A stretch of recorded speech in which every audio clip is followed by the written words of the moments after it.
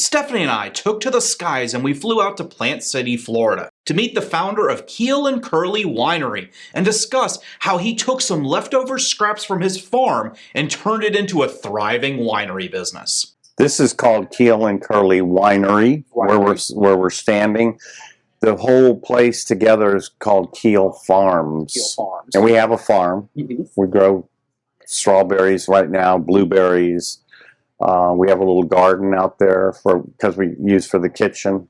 Okay. Did it start off with the garden, or kind of what did it start off with? 1981, I started a wholesale plant nursery, and my number one customer were the Home Depot, pretty much all Central Florida.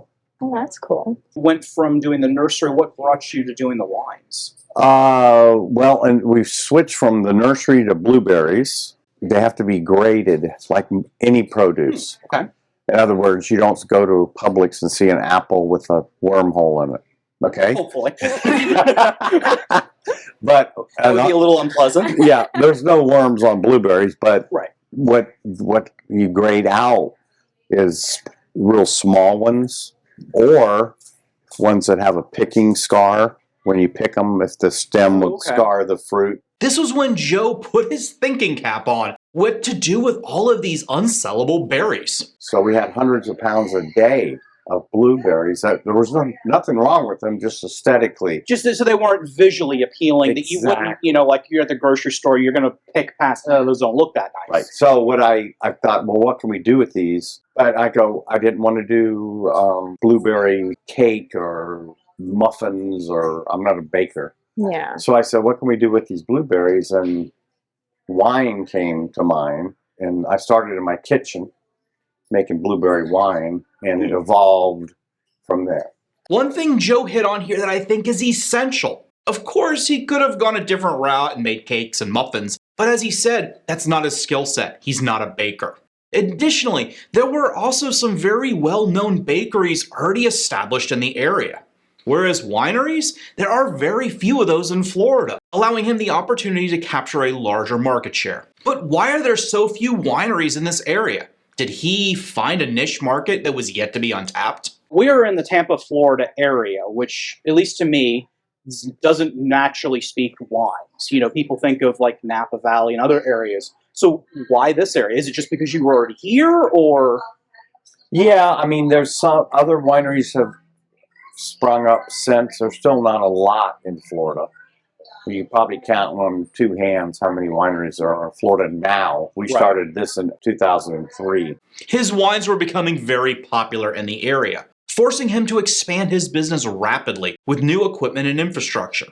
But before we get to that, let's go back to the basics of winemaking and the process that Joe used to learn these skills of not only how to make the wine, but how to do it at scale and be a profitable business. If somebody wanted to start a winery, there's so much information online like YouTube and stuff like that for different resources and learning things. How did you learn how to make your wine? To be honest with you, in 2003, there wasn't a whole lot of... Because there were very few online resources. Well, yeah, like, the Google wasn't around and all that kind of stuff. Not even YouTube or whatever. So I just went over to a place in Pinellas County and purchased books. The old-fashioned good old library. Yeah, how to. Right. Yeah, and that's kind of how I started, just kind of reading up. Are there specific types of equipment, machine? Like if somebody wanted to start a winery right now, where they even start? Well, when we started, we didn't have a whole lot, even when we started the commercial side, out of my kitchen into a building. We purchased, you obviously need tanks to ferment in, because that's the first step, is to turn the concoction, blueberries, water, and sugar into alcohol. That's really all you need, but when then you need to filter it once it's done. So we had a small filter when we first started, and then we needed to bottle it.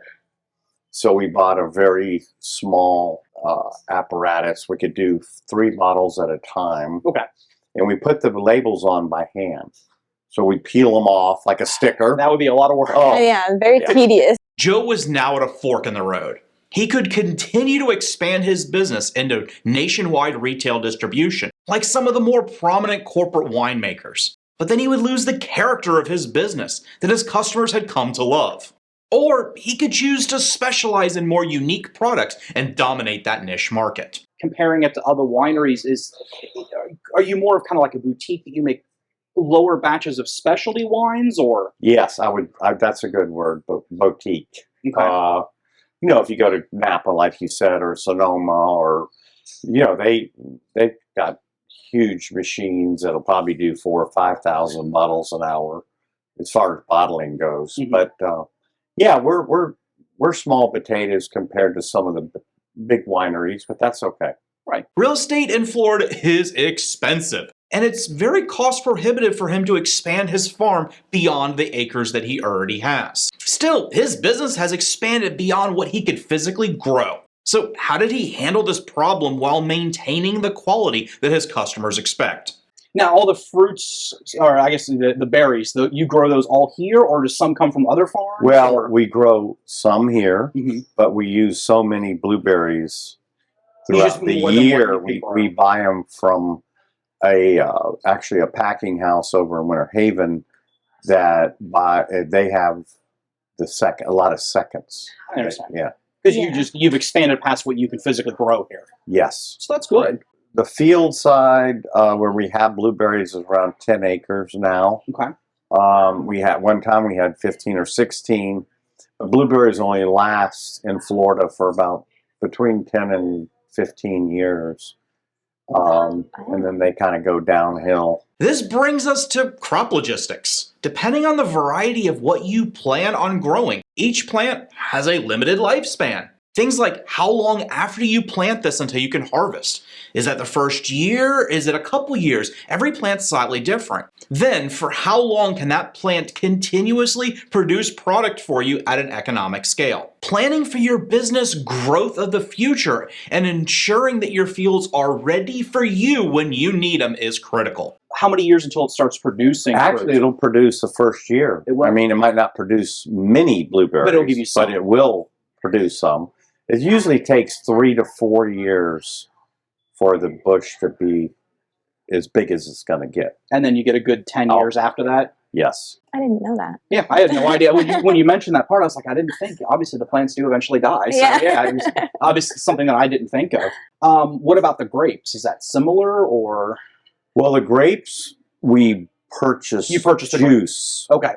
We don't purchase the grapes because we get them from all over. And with the freight cost, it's better cheaper just to get buy the juice already. They're already pressed into juice. So we get them from Canada. We've got a place up in Montreal that actually imports a lot from Italy, and we get some from California, wherever we can find the best juice. Right. So you predominantly grow the berries, and then you bring in the grape juice to marry them together to make your products. Yeah, we don't grow grapes at all. We have some on the property just for aesthetics. Okay.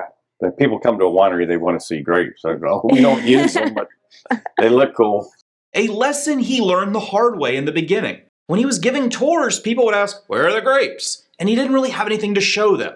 So if you are planning to do something similar for your business, make sure you grow a couple of small rows of every major item in your products. That way you have something to show on your farm tours. Customers will really appreciate this, and more than likely they probably will buy more product from your store when they leave. Is this a climate you can grow grapes in? Well, the only grape that'll grow in Florida is a muscadine grape. They're native to Florida. But other than that, it's just too hot and humid. That's why they grow well in California or up in Washington State or Oregon, that climate. Where you do get the hot days, but you also get the cooler nights and more, I guess, yeah, dry. not the humidity either. That's what's really bad on grape. The mains like the Merlots and the Cabernet grapes and, all those, they won't grow in Florida, unfortunately. As any business person knows, getting the product in front of your customer is key. And after building the brand in the local Tampa Bay area, he expanded distribution throughout the entire state of Florida with one of Florida's largest grocery retailers. Where can somebody find your wines? Our number one location in Florida is Publix supermarkets. Okay. We're pretty much in all the Publixes statewide. And you also have an online presence, I think. Yes, that's very big for us. We ship. There's 11 states you can't ship to.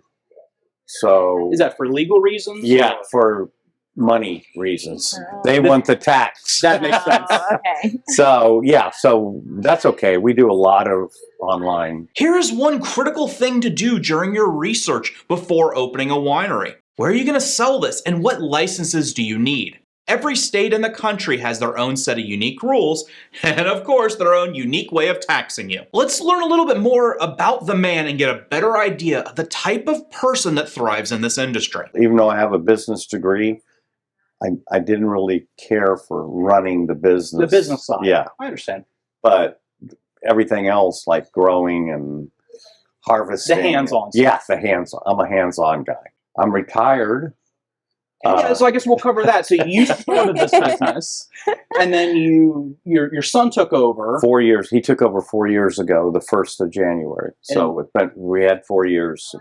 So you've been enjoying your retirement life, and then that kind of came back, and I helped part-time. and then you got roped in to do this interview today. Yeah, because my son's out of town, but that's okay. I did different things, because I'm not the kind of person that once you retire, go sit in front of the TV That would all be day. so incredibly Yeah. bad for me. So I got my captain's license. I've had boats pretty much since my adult life, Mhm. and I got my captain's license, and I worked actually down the Florida Keys for a dive shop, taking people out scuba diving and snorkeling. We might need to come visit you out there sometime and do some of that. I have learned so much from Joe as he shared the basics of winemaking and building a thriving business as a way of just using leftover berries from his farm. We also took a tour of the winery to see how the wine is made. That video is on my second channel, Destination Travel. And also, Joe is a private pilot, so we talked about aviation over on my helicopter channel, Stephen Flies.